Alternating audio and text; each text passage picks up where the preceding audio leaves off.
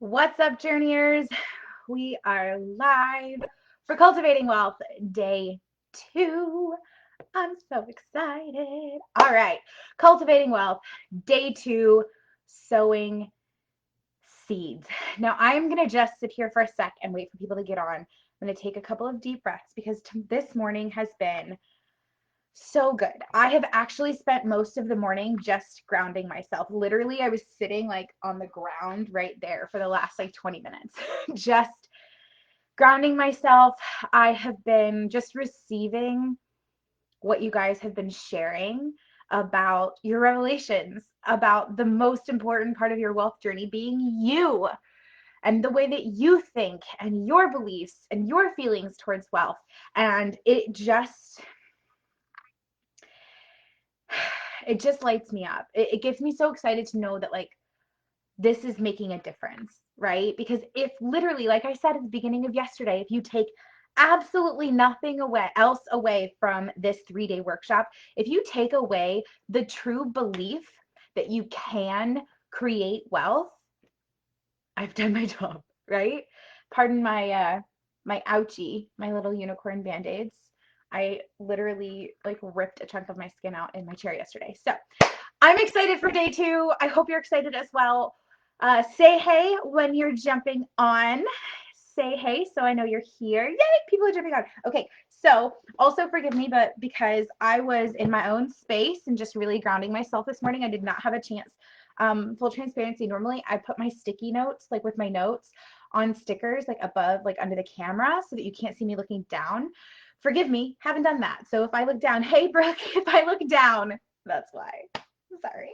But I'm super excited. So yesterday we talked about all the different components of cultivating plants, like cultivating the soil, sowing the seeds, watering, all of those things, and how the most important part of that process for the plants is cultivating the soil, and how you are the soil in your wealth building journey. You are the most important part. So if you have not caught day 1, go back and watch it. I hope it will blow your mind. Everyone else has said it has blown their mind. And so I hope that it does the same for you. But I joked yesterday about my basil plant because I do not have a green thumb. Like planting and growing things is not my forte. I grew a human, got that going for me, but not with plants. I'm just not all about that. So I want to know, what was the last thing that you planted and how did it go? How did it go? What was the last thing that you planted? My basil plant is only somewhat surviving because my husband remembers to water it.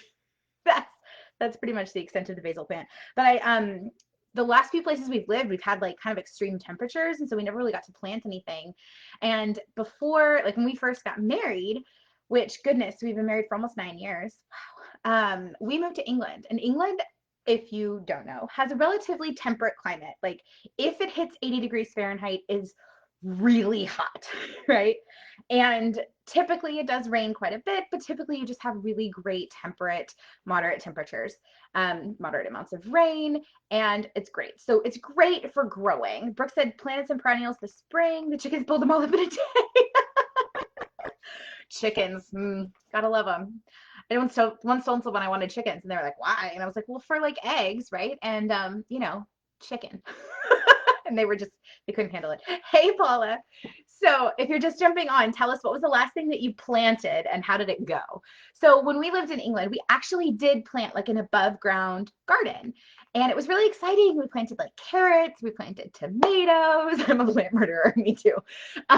We planted tomatoes, we planted hot peppers, carrots. We actually bought a lemon tree that was already fruited, because if you don't know anything about planting trees like apples, lemons, things like that, it takes years to get to fruit on fruit trees. So we bought one from the hardware store that was already fruiting because we saved a few years that way. And so we bought a lemon tree, and then we also planted some zucchini. Anybody ever planted zucchini? Drop me a zucchini emoji if you've ever planted zucchini. In fact, drop me the number of zucchini emojis for the number of zucchini you got on your zucchini plant. I need to see this if anybody else understands what I went through with the zucchini plants. When we got all these seeds and we planted, we took the zucchini plant seed packet and we opened it, and we went and grabbed few of them, and we went, and any of you who have ever planted zucchini knows that that was a terrible idea. One zucchini seed literally will give you like 40 zucchini. We planted so many zucchini seeds. They choked each other out. It was actually insane. And we got so much zucchini, and I didn't even like zucchini at the time. It was just insane. We gave so much of it away. Like, we had so much zucchini. So much. So, something to learn. If you're going to plant cucumbers or zucchini, plant a couple, not like 15 all in a row next to each other. So, I tell this funny story because the truth is, like, when you plant things, there are some, like my lemon tree, that are long-term investments, right? Where you plant the seed and it's going to be years before you get what you want out of it, right? And there are other things like zucchini where you get so much very quickly and you're like, what in the world? Right? You're like, what do I do with all the zucchini? And so the same thing goes for your wealth journey, right? Some things are going to be really fast earners. They're going to be really powerful returns really quickly. And some things are going to be long-term gains, long-term investments, right? And then, of course, the tomato plants in between, right? There's everything in between when it comes to your wealth. But what I want you to understand is that everything that you do is sowing seeds for your wealth journey. Now, I had this conversation with my client, Jonna, the other day. She kind of made a comment about like being a little bit frustrated or a little bit discouraged that she couldn't focus on building wealth because she was so busy paying down debt. And so I got to just encourage her that everything you do is part of sowing seeds towards wealth and towards your wealth journey. And so we're going to talk about that today, about what is involved in sowing seeds for your wealth journey. Be aware that you still have to be intentional about what seeds you sow, because you cannot just sow corn and expect to harvest wheat. Like, it doesn't work like that, right? You still have to be intentional about the seeds that you sow, but everything that you do is planting a seed towards cultivating wealth. Does that sound good? Does that make sense, guys? So, one of the things, and I'll give a little bit more clarity tomorrow about how to know what seeds that you want to sow, right? I'll give a little bit more clarity on that tomorrow. So make sure that you're here for day 3. So one of the things that I talked to John about when she was kind of in a space of like, I don't know, like I feel like I'm not getting to build wealth because I'm so busy paying off debt, is that there is an objective measurement of wealth. Objective.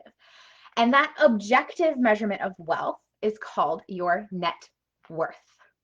Now, if you know what net worth is, can you drop the definition in the comments? Or if you don't know, say, I don't know, or give me the this emoji. That's my favorite. I wish that they would come out like with the avatar that did this, but they don't. So if you know what net worth is, drop it in the comments. But net worth is your objective measurement of wealth. And I say it that way for a reason. It is the objective measurement of wealth, meaning it's the one we can observe or measure. Subjective being like, I feel great, or I can buy things I want, right? Just this like feeling that you get, or the fact that you maybe have a really nice house, right? Those are kind of more subjective glimpses of wealth, right? Because people who are wealthy don't have to have nice houses, right? But the objective, the measurable way to tell or to measure wealth is called net worth. And I'm telling you, this is stuff that people like don't get taught in school. Your net worth is what you own minus what you owe.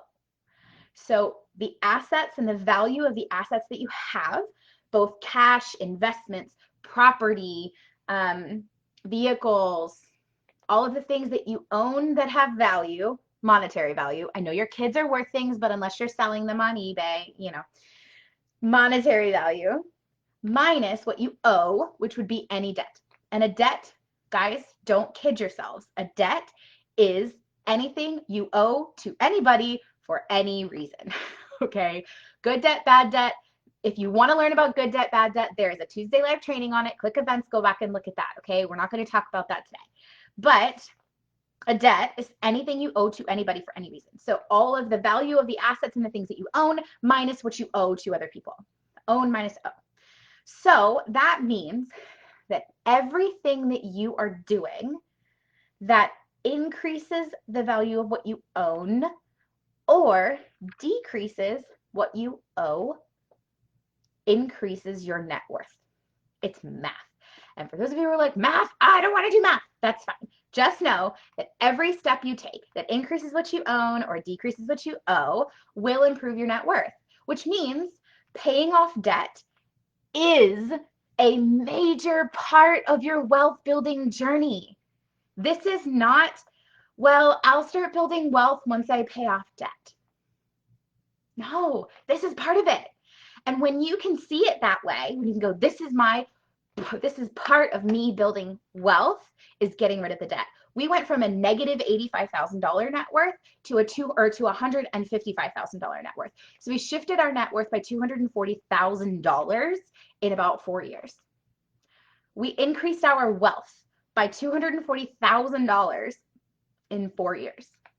Guys, wealth, paying off debt does increase your wealth. So it's a huge part of it. So this is the whole point of today, is that everything that you do is sowing seeds towards wealth, because this objective measurement of wealth, net worth, what you own minus what you owe, is just a mathematical equation. Increase what you own, decrease what you owe, that increases your overall wealth. Okay? Now, major components of this, and this is the part that people don't get taught in school. This is the part where people think that to be, for example, being a millionaire means that you made $1 million in a year. And that's not true. That's just not true. Now, tell me, if you were taught like personal finance type stuff in school when you were, let's say, pre-college, and maybe even in college, if you didn't get a finance degree, don't cheat and say, I was taught this in college, but you got a finance degree, right? Let me know, were you taught this in school? Were you taught about how to calculate your net worth, how to have a budget, how to manage your money, how to invest? Were you taught any of this in school? I can tell you I was not. The only reason I knew anything about it is because my mother did retirement accounts when I was younger. But even that, I still didn't know that much, right? So there are actually, so your net worth is not just how much money you make in a year. It's what you own minus what you owe. So being a millionaire is not someone who made $1 million in a year. It is someone who has a net worth of $1 million or more, which means you could have all of that in assets. You could have all of it in investments. You could have all of it in cash. Doesn't matter. But either way, having a value of assets over $1 million, that's a millionaire. That is the aim. That is the first aim, right? Because then we're going to be a multi-millionaire, right? And then we're going to be a 100 millionaire. And then we're going to aim for Jeff Bezos status and be a billionaire, but we're going to do amazing things with our money because, like I said yesterday, more money in the hands of good people is never a bad thing, right?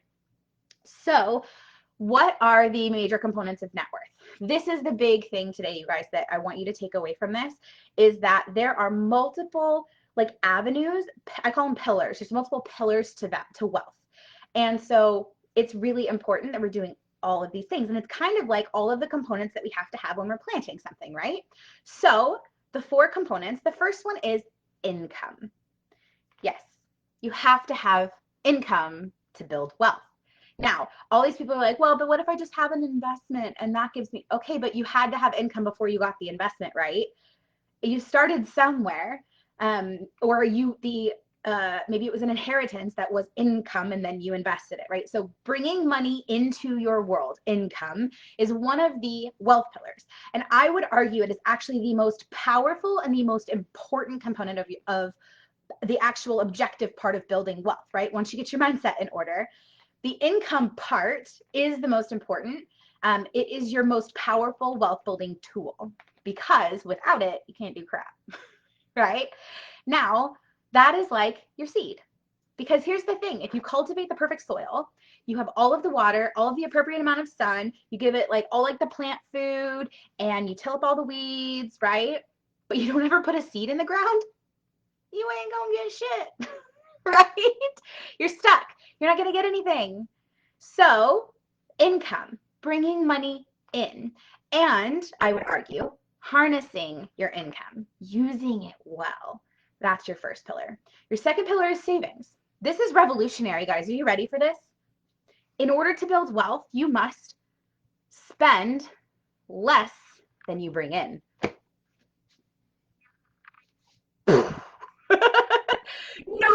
to hear it.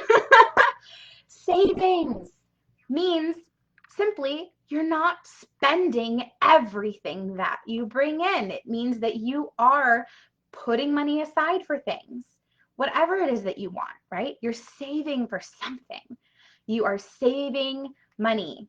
It is a huge component because if you get rid of everything you bring in and you spend more than you bring in, you're not going up in the net worth column, right? Savings. And this can look a lot of different ways, right? There's a lot of different things that can go into this, okay? But the core part of this is spend less than you make, okay? The third pillar, oh, and in terms of savings related to plants, this is like tending your garden, right? It's like taking care of it. Like you brought the income in and now you're going to take care of it, right? You're going to take care of it.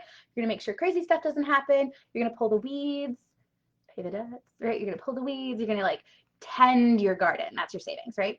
Third one, investment. Investing. Income, savings, investing.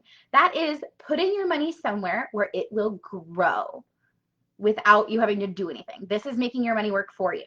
There's a lot of different ways to do this. You could actually invest into a business that's going to bring you a return. You could invest into your own personal growth so that you can do better things and get raises and do all of this, right?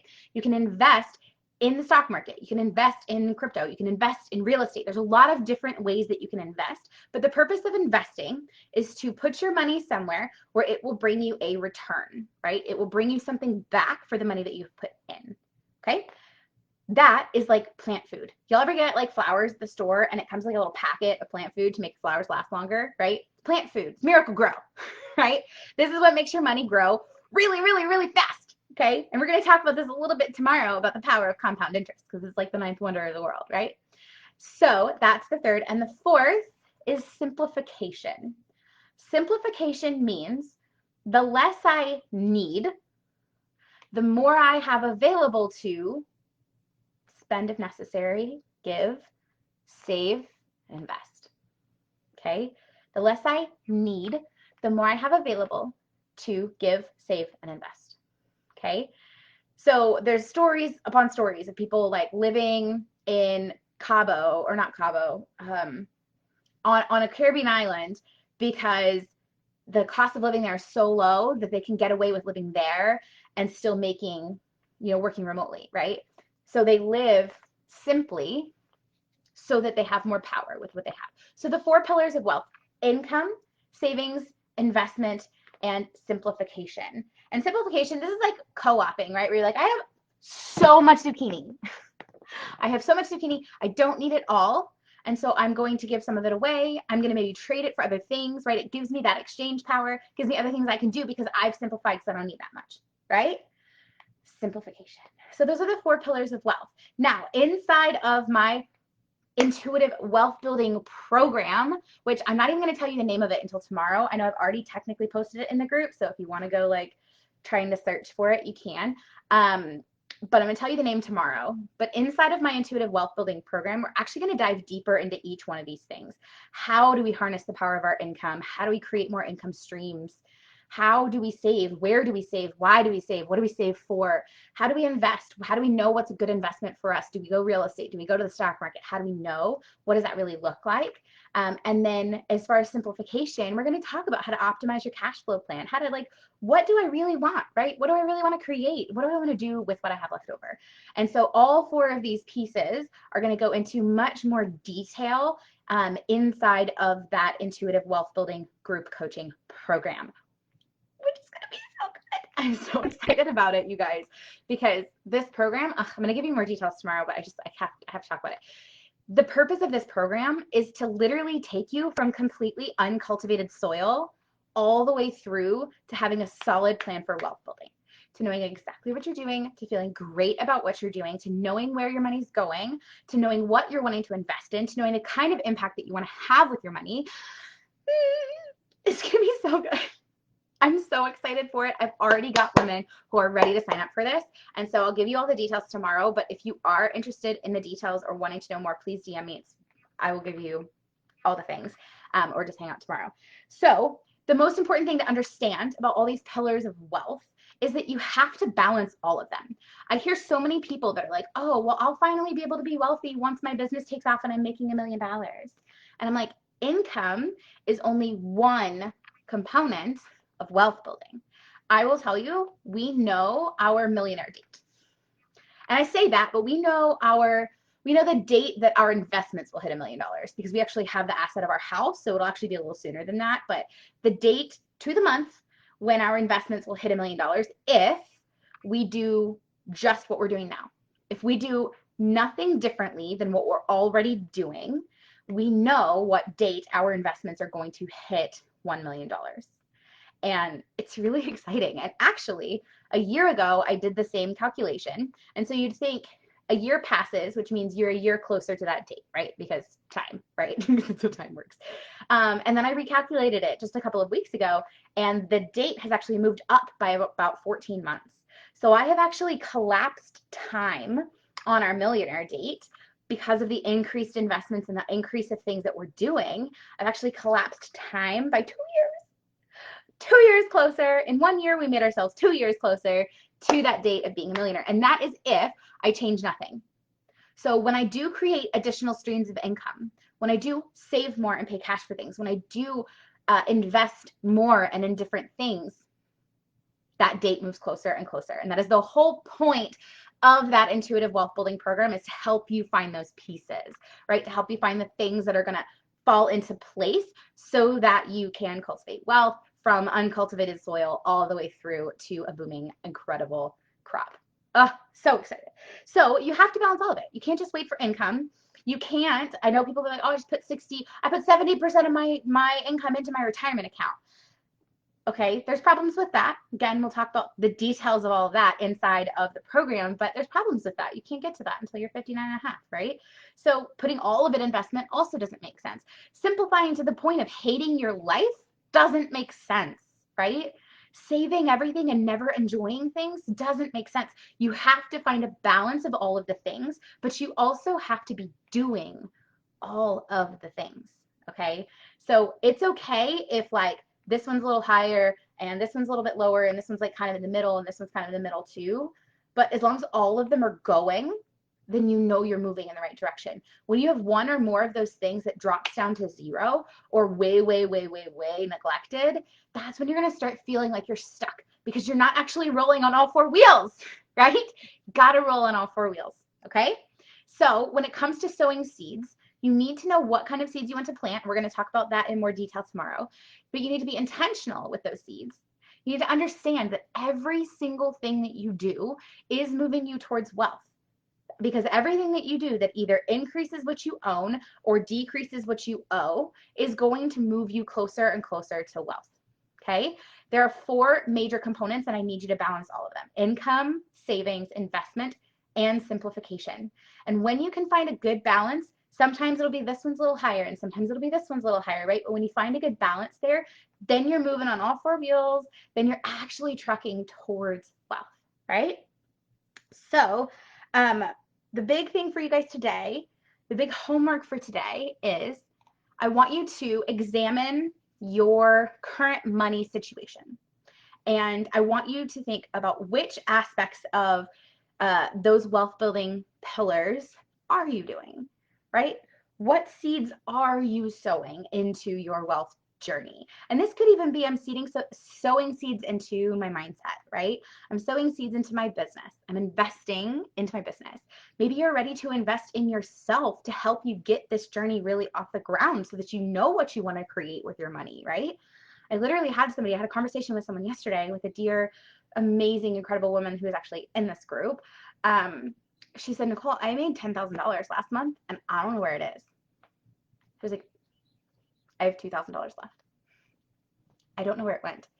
Imagine the impact she's going to be able to have when she knows where her money's going, what it's doing, what she wants it to do, what it gets to create. It gets me so excited to think about the kind of wealth that she gets to build, and not just the kind of wealth, oh, I'm getting into tomorrow already. Not just the kind of wealth, because wealth's not about dollars, right?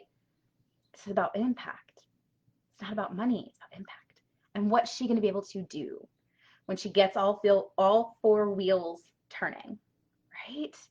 That's how we sow seeds. We look at each individual piece. We trust that everything that we're doing is actually moving us in the right direction. Does that make sense? It's good stuff, man, when you really start to see, hey, I've been missing this piece. So for your homework, what seeds are you sowing into your wealth journey? And which one of those components to wealth building are you not paying attention to? Which one of those things are you maybe not doing? Maybe you could simplify a little bit more. Maybe you're not investing at all. Maybe you don't have any savings. Or maybe you need to work on getting your income up, or at the very least, harnessing your income, taking control of your income, because it is your most powerful wealth building tool. And if you don't have control of it, then you can't create anything, right? So, homework. What seeds are you sowing, and which aspect of those 4 pillars could you be doing better at? And what does that look like for you? Okay? I hope that was helpful. Today was a little bit more of a logistics day, right? These are the components, these are the pieces, these are the things that need to fall into place. And tomorrow we're going to take all of this mindset, all of these components, we're going to mush them together and talk about what needs to happen in order to plan the harvest. When it's time to have that wealth and step into that wealth, what kind of impact are we going to have? So excited. If you want to know more about my intuitive wealth building program, please send me a message. Otherwise, I'll give you a lot more details tomorrow. I love you guys. As always, trust yourselves and enjoy the journey, especially enjoy the journey while you cultivate wealth. Bye, guys. See you tomorrow.